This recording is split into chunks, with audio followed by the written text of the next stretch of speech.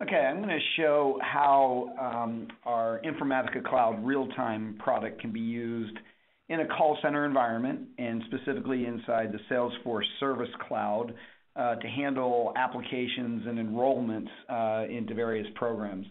In this case, it's a pharmaceutical trial.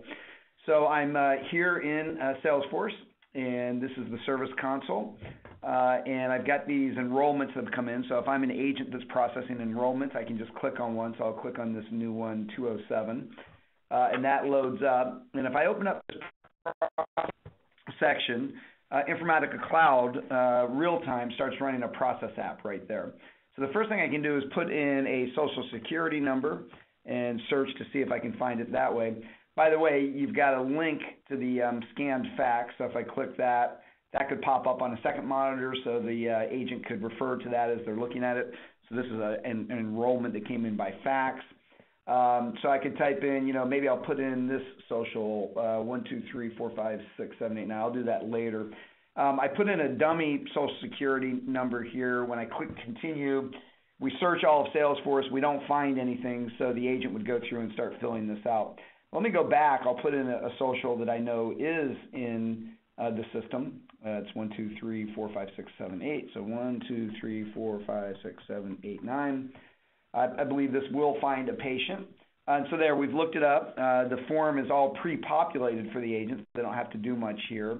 They can come in and select items here, say whether they have insurance, what the yearly income is, how many people in the household, et cetera. That's used to determine eligibility for subsidies or eligibility for financial aid. When I click continue, then we do a provider lookup. So we want to look up the doctor who's going to be involved here.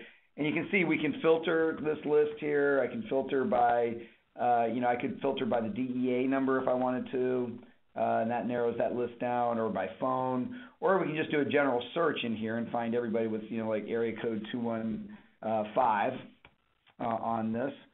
So I don't think I want Homer Simpson as my doctor. Let's go with Ralph Jones.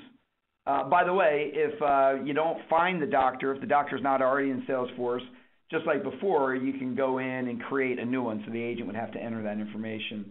But let's go ahead and use one of the ones that's already there. We said area code 215, but not Homer Simpson. We're going to go with Ralph Jones, so we'll use that guy. And now we come in and we create the order. We've got the practitioner section, so we want to create, product A, and that's going to be a strength of 10 milligrams. And we can say how many per day, 2, 1 refill. And we can do product B if there's going to be more than one drug in the trial. I don't know, maybe 20 milligrams.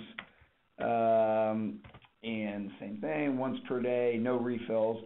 So now this goes off and creates an order, a sales order for these pharmaceuticals, and also a case in the system.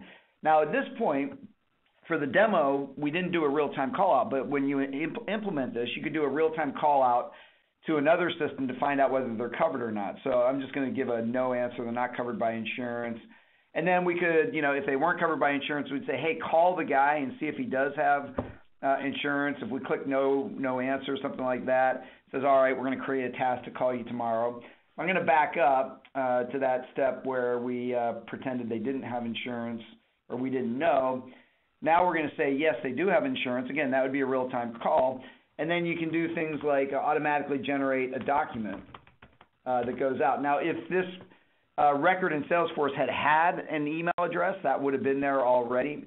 Just for demo purposes, we don't want to send this letter out willy-nilly to too many people, so we have that blank. But you can see once I click OK here, that's going to email that letter out. And now the application is complete. The enrollment process is complete. Here's the new case. If I click that, we can go off and see the case, and that's all tied back to the enrollment. And let me think about this. If I go back to the guide, here's the new order.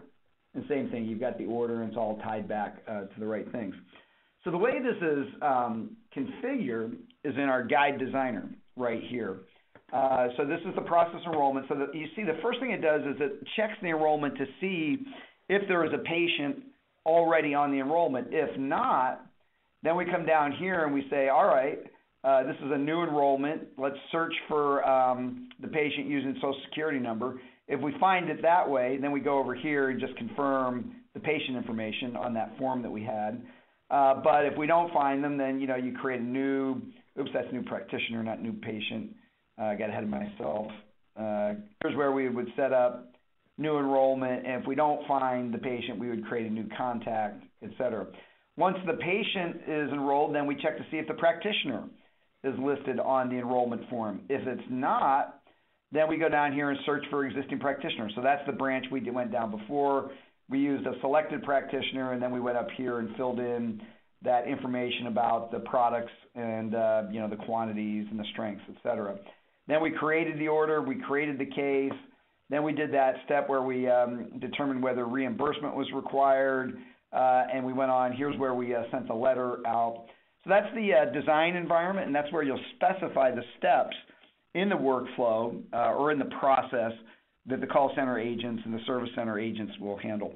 So hopefully that was useful as a quick intro to how you can use Informatica Cloud's process application capabilities in the Service Cloud, in Service Cloud's console in particular, to help call center agents and service center agents get their work done. Thanks for taking a look.